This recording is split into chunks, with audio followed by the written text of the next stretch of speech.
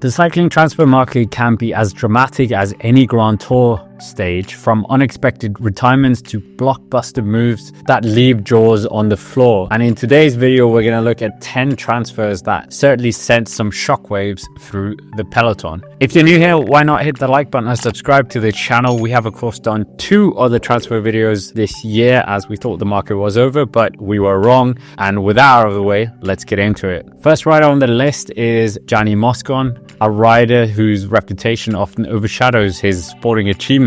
Once heralded as one of the sport's brightest prospects, the 30-year-old Italian joined Team Sky in 2016, poised for a stellar career, and between 2017 and 2019 he delivered strong performances at the sport's biggest races. But it was during this time where his controversial behavior began to make headlines as well. The most infamous moment came during the 2018 Tour de France, when Moscon punched Glivar during stage 15, earning him a disqualification and hefty fine. This incident cemented his bad boy image, and also a clash with Jens Bussereich in 2020 further tarnished his reputation within the peloton. Despite him being a polarizing figure to us cycling fans, there is no question that Moscon has the ability on the bike. Although it's been over 3 years since his last major result, his experience and tactical acumen though remains an asset. This was also why he was drafted into the 2024 Tour de France squad for Remco Evenepoel, protecting the leader in chaotic sprint finishes. And Patrick Lefevre had previously praised Moscon's contributions and revealed that earlier this year that the Italian was set to continue with the team. However, as Soudal Quickstep finalized his roster, it appeared that Moscon's future lied elsewhere,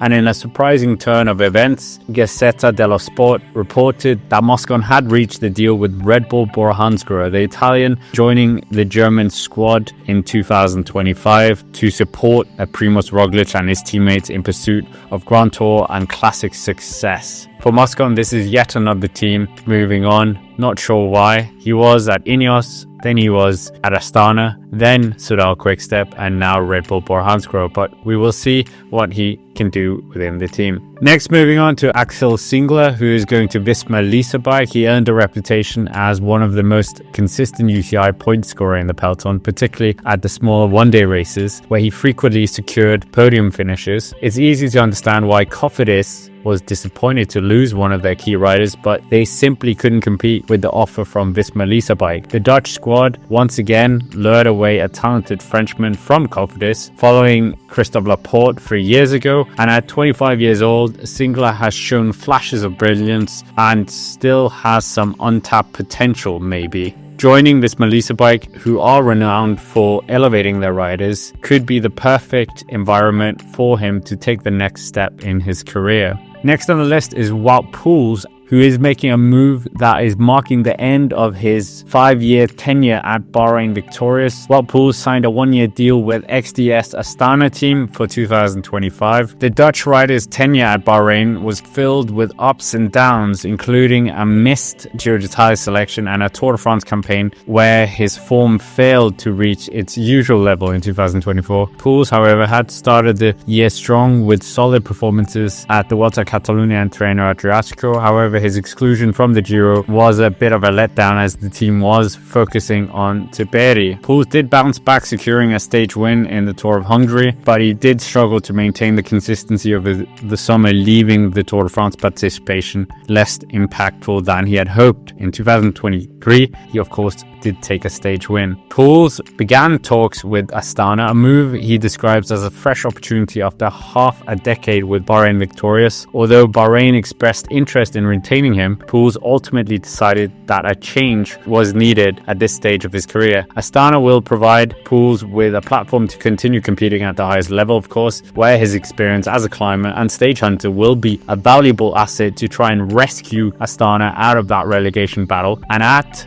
37 years old, Poels remains a reliable presence in the peloton, and his transition to Astana offers a chance to redefine the final chapter of his career. Next on the list is Victor Campenaerts, once seen as one of the best time trialists in the world, a multiple European champion in the discipline, and is set to return to where his professional career started as Visma Lease Bike, that time known as Lotto NL Jumbo. This time he re-enters with a transformed outlook, a rich palmares, and priorities that have shifted significantly over the years. Campenaerts had initially been open to extending his tenure with Lotto Destiny. However, uncertainties within the team structure created doubts about his future, leading him to explore other options. The opportunity to rejoin Visma Lease Bike came at the opportune moment, offering him a chance to align with a squad that shares his current ambitions. Having previously ridden for the team, Campenaerts found that his personal ambitions at the time didn't align with the team's visions. Seeking opportunities to pursue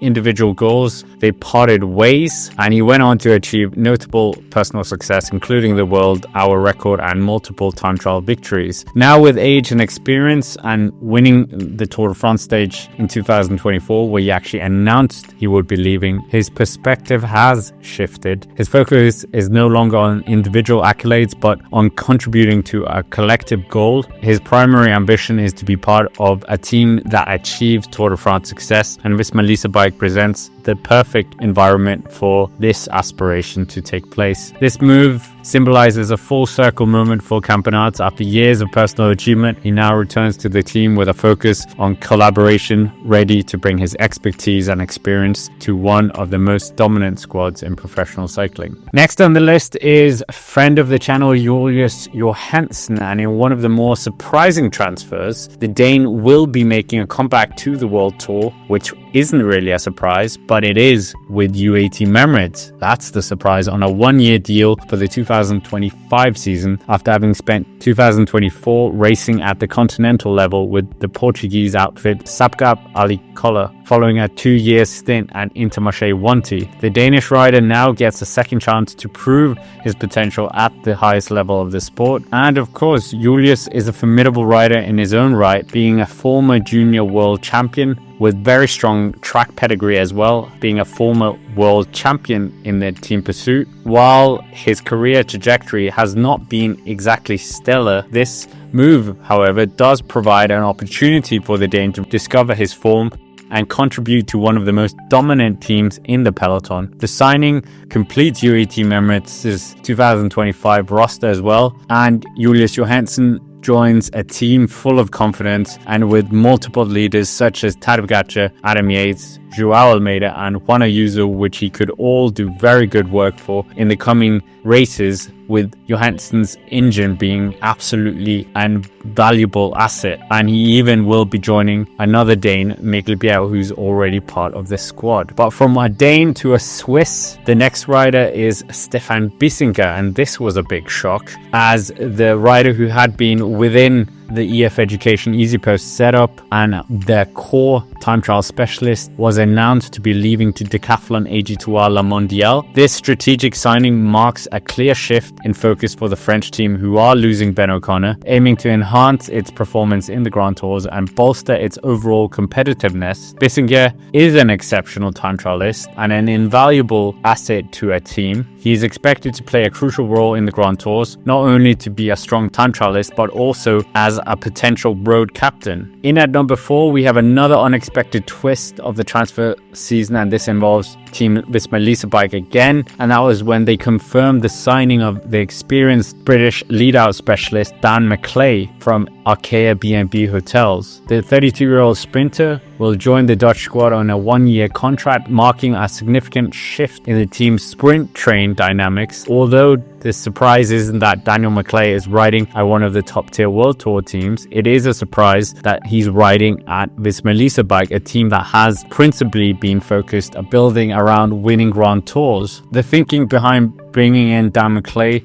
to the team, as he is an experienced lead-out rider, was because Visma Lease Bike noticed the fantastic lead-outs he had been doing for Arnaud Démare, and therefore they thought that this expertise could be transferred over to Olaf Koy for the next season. And this does also lean into them giving more support to Olaf Koy, who was looking like he would be going out the door. So this is a clever signing, and Daniel McLay is expected to strengthen the lead out for the rising star of Olaf Koy, adding depth and reliability to their sprint ambitions. Coming in number 3, and here we have a young Slovenian rider leaving UAE Team Emirates, which might seem a bit surprising given Tadej Pogacar's dominance at the team, but for Glivar, the move represents a step towards greater opportunities potentially. The 22-year-old is departing the star-studded team and decided to move to Alpecin Koenig. At this team, Glivar does seem to have more freedom to develop his potential and contribute to Alpecin's big appetite for success, and he will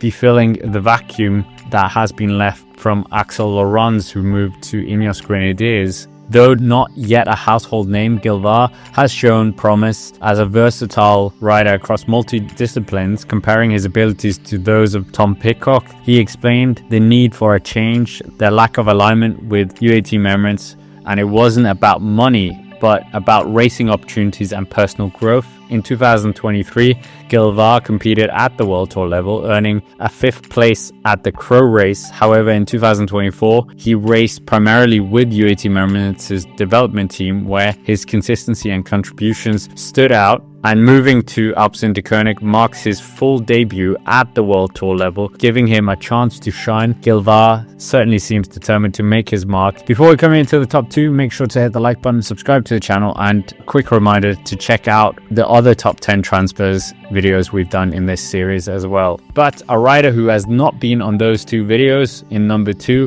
is Maxim Van Gils, who will be riding for Red Bull Bora Hansgrohe after controversially parting ways with Lotto Destiny in the latter parts of the season. The 25-year-old signed a 3-year contract with the German World Tour outfit, which significantly bolsters their roster for the Hilly Classics and stage races. Van Gils had recently renewed his contract with Lotto Destiny following a standout season, but his performances quickly outpaced the terms of the deal. He earned podium finishes at Strade Bianche and La Flèche Wallonne, and a top 5 place in Liège-Bastogne-Liège, and a series of other strong results, including victories at the GP Cantons and the S-Born Frankfurt. These achievements made him one of the most sought-after riders on the transfer market. Unable to offer an improved deal, Lotto Destiny ultimately agreed to release Van Gils from his contract, and Red Bull Bora Hansgrohe secured his signature despite rumored interest from Astana, and it will be interesting to see how Maxim Van Gils fits into the team, but they certainly have the facilities and the support to develop Van Gils even more. But now coming to number 1, and this was of course the saga we followed very closely on the Cycling Dane Extra,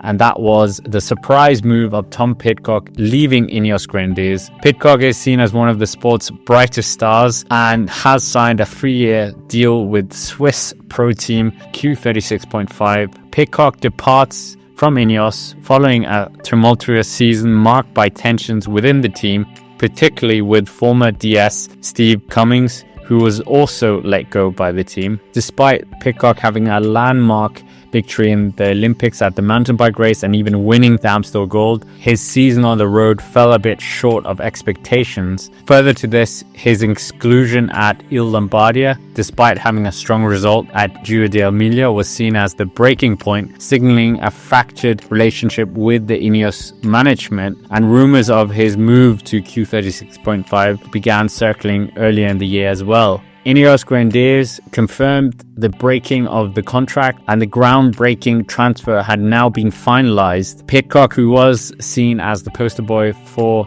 Ineos Grenadiers, had to admit the chapter was over. There was no Tour de France win, but there was plenty of success within it. Pidcock stated that the move to Q36.5 wasn't just a change of jersey, it was the start of something special. And with the reported €6 million transfer, which puts him above many riders with bigger palmareses, this certainly does show that the investors and backers of Q36.5 think that the signing of Pidcock will be very transformative. Team manager Doug Ryder described it as a game-changing addition, highlighting Pidcock's extraordinary talents, multidisciplinary versatility, and proven success at the World Tour level. The team sees the transfer as a major step towards challenging for victories and the sport's most prestigious races. The 3-year deal is more than a headline-grabbing transfer. It represents a strategic shift that elevates Q36.5 into contention with the sport's top teams,